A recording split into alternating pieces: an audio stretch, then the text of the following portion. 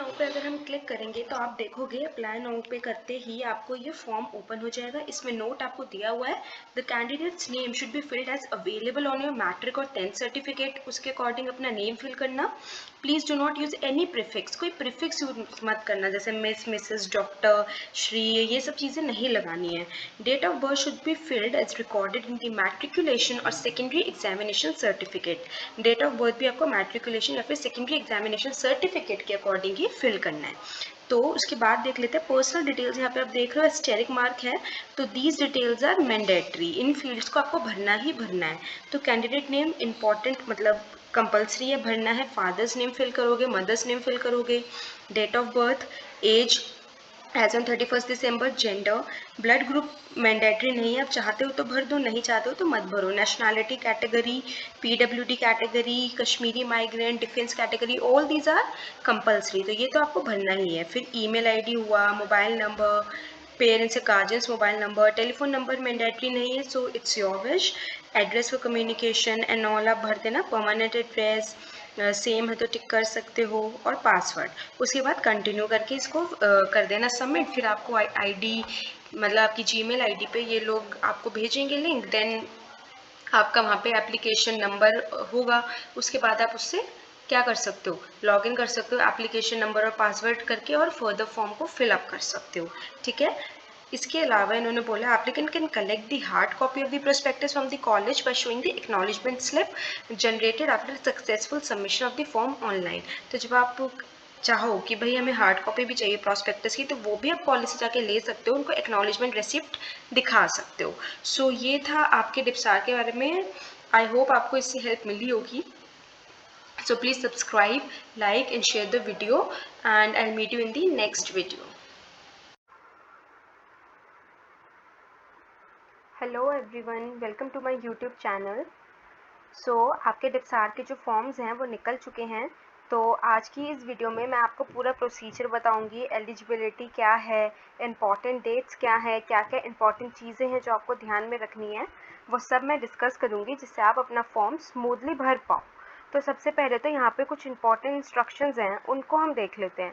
पहला जो है आपका, इन्होंने बोला है कि आपको प्रोस्पेक्टस अच्छे से पढ़ना है। फॉर्म भरने से पहले मैं भी आप लोगों को ये खुद भी बोलती कि प्रोस्पेक्टस अच्छे से रीड कर लेना, क्योंकि होता क्या, हम लोग सोचते हैं कि भाई हम ऐसे भरना शुरू कर देते हैं, प्रोस्पेक्टस में क्या ही होगा ऐसा, पर ऐसा नहीं होता। प्रोस्पेक्टस रीड करने से ना आपको बहुत सारे पॉइंट्स क्लियर आउट होंगे, तो ज़रूर रीड करना भरने से पहले, ठीक है। सेकेंड, इन्होंने बोला है कि read the instructions on this page carefully and click on the apply now button at the bottom of this page. तो ये जो है आपका अप्लाई नाउ का, यहाँ पे इन्होंने बटन दिया हुआ है, इन्होंने बोला कि अच्छे से इंस्ट्रक्शंस पढ़ लो और फिर अप्लाई पे क्लिक करना। थर्ड जो पॉइंट है, fill in the required information and enter a password of your choice. Please note that this password along with the application number generated will be used to log in and complete your registration process. तो ये आपको क्या बोल रहे हैं कि अपनी information वगैरह भर के आपका एक पासवर्ड जनरेट हो जाएगा। तो ये जो पासवर्ड है ना, एक तो इसको याद रखना है, ऐसा नहीं है डाल दिया और भूल गए फिर पासवर्ड, भूलना मत, क्योंकि यही पासवर्ड आपका यूज़ होगा लॉग इन एंड ऑल करने के लिए, ठीक है ना। तो पासवर्ड ऐसा रखना जो थोड़ा सा आपको ध्यान में रहे, या फिर उसको कहीं नोट डाउन करके रख लेना। उसके अलावा बोल रहे हैं कि candidate's name, father's name, date of birth, email ID and mobile number once submitted can not be changed. तो देखो भाई, अपना candidate name, father name, date of birth, email ID, mobile number एकदम सही सही लिखना, without any spelling mistakes, without any mistake in your email ID, कुछ भी मिस्टेक नहीं होनी चाहिए। वाई? बिकॉज आप इसको एडिट नहीं कर पाओगे, इन्होंने बोल दिया एक बार सबमिट कर दिया तो चेंज नहीं होगा। Your registered mobile number may be used to send SMS communication, और जो आप अपना मोबाइल नंबर दोगे ऑफ वाला मत देना, वर्किंग वाला देना, क्योंकि उसमें SMS या कुछ भी आपको नोटिफिकेशन हुआ या मे बी कुछ भी वो लोग करें वहाँ से communicate. Now the email ID and mobile number that you enter will be treated as a primary contact details. तो आपको ये ठीक ठीक से देना है, क्योंकि प्राइमरी कॉन्टैक्ट डिटेल्स के लिए यूज होगा, उनको आपको कुछ भी बताना है तो वो इसी के थ्रू बताएंगे आपको। On successful registration, an email will be sent to the registered email ID along with application number.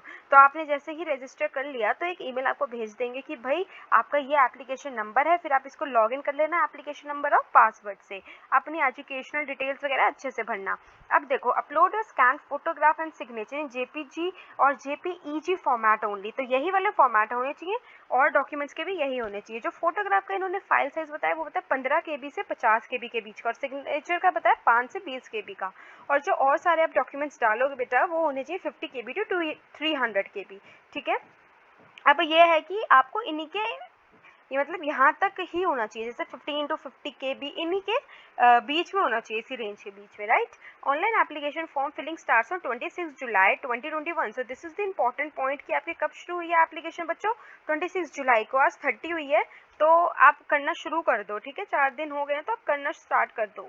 Last date for online application क्या है, 21 अगस्त तक है, तो अभी टाइम है, कोई भी परेशान होने वाली बात नहीं है। 26 को शुरू है, 21 तक इन्होंने टाइम दिया हुआ है। Application fee payment can be made through SBI I collect, okay. और ये कितनी है आपकी है ये 1000। लास्ट डेट क्या है फी पेमेंट की, 21 अगस्त है, 2300 आवर्स तक। स्टेप्स ऑफ पेमेंट भी यहाँ पे दिया हुआ है, ये आप लोग एक बार देख लेना। उसके बाद जो थोड़ा सा इम्पॉर्टेंट है आपका शेड्यूल ऑफ एडमिशन देख लेते हैं, चलो। जो D pharm, B pharm third semester, lateral entry, M pharm, ठीक है, various courses are there.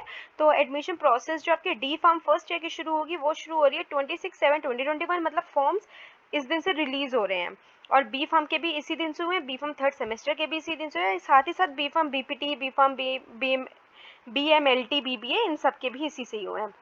But यहाँ पे ध्यान देने वाली बात ये है कि जो आपका M फार्म का है, ठीक है, MPT, M pharm executive, M pharm drug level, whatsoever ये पढ़ लेना, उसका आपका कब से होगा, 25/8/2021, ठीक है, उसका अभी नहीं हो रहा, तो ये याद रख लेना थोड़ा। Last date of receipt of application यहाँ पे दी हुई है, M फार्म की अलग है। डिस्प्ले ऑफ मेरिट लिस्ट पे आपको दिया हुआ है 10/9/2021, वेयर एज M फार्म की अलग है, क्योंकि इसका प्रोसीजर ही अलग चल रहा है ना, डेट ही अलग है। डेट ऑफ एडमिशन क्या है, 29/2021 ऑनवर्ड्स हो रही है ये, और इसकी हो रही है 11/10/2021 ऑनवर्ड्स। अब जब हमने एक बेसिक इन्फो पढ़ लिया है तो एक बार हम लोग यहाँ पे इंपॉर्टेंट डेट्स भी मैंने आप लोगों को बताई दी हैं, यही वाली मैंने आपको पीछे बताई है, ठीक है। एक बार हम ब्रोशर देख लेते हैं भाई, क्योंकि ब्रोशर में क्या होता है, यूजुअली इंपॉर्टेंट पॉइंट्स होते हैं बहुत। अभी मैं थोड़ा ठीक ये है कि आप अपनी तरफ से भी इसको दोबारा पढ़ लेना, अभी मैं भी यहाँ पे बता देती हूँ आपको क्या क्या है ब्रोशर में चीज़ें। तो एक बार इसको देख लेते हैं। 56 पेजेस का है बच्चों ये प्रोस्पेक्टस 2021 to 2022, ठीक है। तो आप ये देख सकते हो, GPAT ऑल इंडिया रैंक 1 जो है बच्चे ने लिया है, उसका फोटो भी लगाया हुआ है। So this is a very good college, रिपसार बहुत अच्छा कॉलेज है। तो चलो हम आगे देखते हैं कि एलिजिबिलिटी एंड ऑल मैं एक बार आपसे डिस्कस कर लेती हूँ, कि थोड़े बहुत बच्चे कंफ्यूज रहते हैं तो वो कंफ्यूजन दूर हो जाएगा। कहाँ पर है एलिजिबिलिटी, हाँ यहाँ पे इसके बाद ही होना चाहिए, आई गेस सीट्स वगैरह के बाद ही होना चाहिए। हाँ, तो देखो एडमिशन रिक्वायरमेंट्स में eligibility criteria for various courses, तो वेरियस कोर्सेज ये जो ब्लू में दिया हुआ है, these are your various courses like a bachelor of pharmacy that is a B pharm, D pharm, bachelor of pharmacy in Ayurveda, bachelor of business administration in community health care, bachelor of medical laboratory technology that is a BMLT, and diploma in medical laboratory technology that is a DMLT। तो इसका अगर किसी candidate को, या जैसे suppose आपको इसमें admission लेना है, इनमें से किसी कोर्स से एडमिशन लेना है, तो आपका क्या एलिजिबिलिटी होना चाहिए, senior school certificate examination of the central board of secondary education New Delhi और the Indian school examination with English as one of the subjects in physics, chemistry, mathematics and और बायोलॉजी एज ऑप्शनल सब्जेक्ट्स। तो समझ आ गया ना, इन्होंने आपको यहाँ पे ये बताया हुआ है कि PCM और PCB विद इंग्लिश, और आपके कितनी परसेंटेज होनी चाहिए, 55% या फिर उससे ज़्यादा in aggregate means theory and practical, and individually in 3 science subjects, ठीक है। तो इंडिविजुअली भी और एक साथ भी कम से कम 55% या उससे अबव होनी चाहिए। या फिर इन्होंने बताया आपको कि 10+2 एग्जामिनेशन होगा एसोसिएशन ऑफ इंडियन यूनिवर्सिटी से, इसमें भी फिर यही है कि 55% मार्क्स, PCM PCB ये वाली चीज़ हो गई।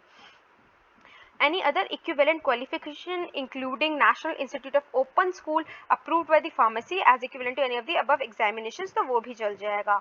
और intermediate examination in science from Indian universities or with English as one of the subjects, तो ये आप पढ़ लेना, इसमें इतना कुछ नहीं है, मेन जो था मैंने आपको बता ही दिया है। नाउ आगे हम देख लेते हैं, provides that a student should have, ये क्या दिया हुआ है, candidates who have been awarded grades in the examination which make them eligible for admission should also submit conversion certificate of numerical marks from the concerned authority। तो आपको conversion certificate जो है वो भी proper इनको submit करना है। A 5% relaxation will be given to SC ST, ठीक है, OBC और इन सबको ये 5% relaxation दे देंगे, SC ST OBC या persons with disability इन सब candidates को। नाउ बैचलर ऑफ फिजियोथेरेपी, जैसे अभी मैंने बताया, तो ये है बीपीटी में अगर किसी को एडमिशन लेना है तो आपका क्या प्रोसीजर है बीपीटी का। तो ये देखो यहाँ पे वही लिखा हुआ है कि आपका पीसीबी, अच्छा इसमें ये है कि इंग्लिश होना चाहिए, बट यहाँ पे पीसीबी हो गया है, physics chemistry and biology as optional subject with 55% और अबव मार्क्स, वही वाली चीज़ यहाँ पे आ गई है। अब आगे हम बढ़ते हैं तो देख लेते हैं कि आपका, ये आप एक बार रीड कर लेना। बेसिस ऑफ सिलेक्शन क्या है, the merit list of candidate seeking admission ये सारे कोर्सेज में विल बी प्रिपेयर्ड। तो आपकी ना बेटा एक मेरिट लिस्ट बनेगी, ठीक है, किसके हिसाब से, on the basis of aggregate of the 3 subjects theory and practical taken together. तो फिजिक्स केमिस्ट्री बायोलॉजी या मैथमेटिक्स जो भी मतलब एप्लीकेबल होगा बच्चों के केस में, उसके हिसाब से आप लोगों की लिस्ट बन जाएगी। If the candidate has taken both, the best of 2 will be considered for the third subject after physics and chemistry. However in BPT only biology will be considered. तो बीपीटी में तो देखो ओनली बायोलॉजी का option था, like अगर मैं हूँ मुझे बीपीटी करनी है और तो मेरे लिए ये है कंडीशन कि भाई I should be having PCB in my 12th, ठीक है। वेराज अगर आपको और कोर्सेज में लेना है तो फिजिक्स केमिस्ट्री एंड बायोलॉजी या फिर फिजिक्स केमिस्ट्री एंड मैथमेटिक्स भी आप एलिजिबल हो जाओगे। तो बी फॉर्म लेटरल एंट्री की बात कर लेते हैं। A candidate seeking admission to B Pharm lateral entry to second year और third semester must have pass D Pharm course, ठीक है, आपको डी फॉर्म कोर्स पास करना होना चाहिए। 85% seats will be reserve for those who have pass D Pharm from DPSRU. तो यहाँ पे एक ये है चीज़ कि जिसने डिप्सरू से ही डी फॉर्म किया है तो 85% सीट्स तो उन्हीं को रिजर्व्ड है। 15% will be open to other institutes from Delhi और outside from an institution approved by the Pharmacy Council of India. Okay, the merit will be prepared only on the basis of second year D Pharm examination only. तो यहाँ पे ये इन्होंने highlight कर दिया है कि जो मेरिट बन रही है इस केस में किस हिसाब से बनेगी, सिर्फ D pharm second year examination के हिसाब से। अब हम आते हैं master of pharmacy, M pharm, MBA, pharmaceutical management या फिर फार्मा इकोनॉमिक्स एंड ट्रेड।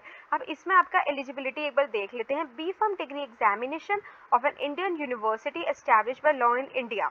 तो इसमें इन्होंने क्या बोल दिया है कि काउंसिल उसके मार्क्स कितने बता दिए, not less than 55% of the maximum marks aggregate of second, third and fourth year और third to 8th semesters of B Farm.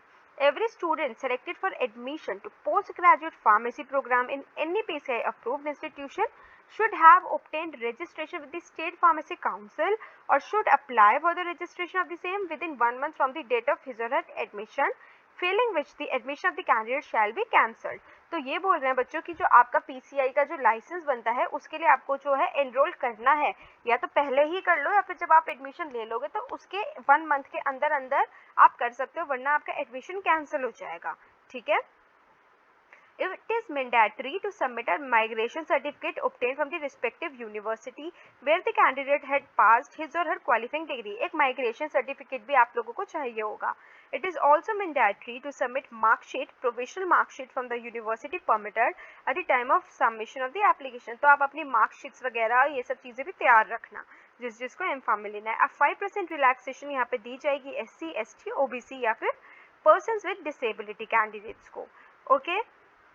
उसके बाद इसका क्या बेसिस है सिलेक्शन का, इधर आपके 2 चीज़ें आ जाती हैं, जीपेट क्वालिफाइड और नॉन जीपेट क्वालिफाइड, ठीक है। तो जो जीपेट क्वालिफाइड है, the merit list will be prepared on the basis of GPAT rank और स्कोर्स के according. The merit list will be prepared, अगर हम नॉन जीपेट की बात करें, मैं हूँ अगर जीपेट हूँ तो मेरे को तो क्या है कि जीपेट के बेसिस पे हो गया, बट जो नॉन जीपेट है उसके केसेस में क्या करेंगे ये लोग, एग्रीगेट लेंगे जो भी आपके मार्क्स आए हैं सेकेंड, थर्ड और फोर्थ ईयर में, उसके हिसाब से आपकी मेरिट बनेगी। और कैलकुलेशन, अगर किसी को CGPA टू परसेंटेज कैलकुलेट करना है तो वो इन्होंने यहाँ पे फॉर्मूला दे दिया है कि आपको किस हिसाब से करना है।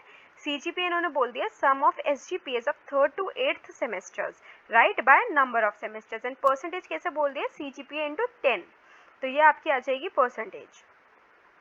GPAT qualified candidate shall be considered for admission first, तो सबसे पहले इनको एडमिशन मिलेगा बच्चों, तो ये आप एक बार पढ़ लेना। और नॉन जीपैट को देखो कोई स्कॉलरशिप नहीं मिलेगी, यहाँ ये मेंशन करा हुआ है, जीपैट को स्कॉलरशिप मिलती है, जीपैट स्कॉलर्स को, नॉन जीपैट को नहीं मिलती है, ओके। तो आगे हम ये आप अप्लाई करने से पहले एक बार पढ़ लेना भी, तो फिर भी आप लोगों की प्रोसीजर नहीं शुरू हुई है। एज रिक्वायरमेंट दिया हुआ है, बेसिस ऑफ सिलेक्शन दिया हुआ है, एलिजिबिलिटी दिया हुआ है, तो सबको यहाँ पे दिया हुआ है, ये आप एक बार पढ़ लेना। वैसे मैंने आपको एक बेसिक चीज़ जो है वो बताई दी है प्रोस्पेक्टस में, स्टिल मैं आपको बोलूँगी दोबारा मैं रिपीट करी कि प्लीज़ हैव अ लुक, खुद भी एक बार देख लेना आप लोग। रही बात कॉन्टैक्ट में भी है कुछ, अगर किसी को कोई डाउट हो या कुछ भी हो तो you can always means contact them. ये इनका फ़ोन नंबर और ये सब चीज़ें यहाँ मेंशन्ड है।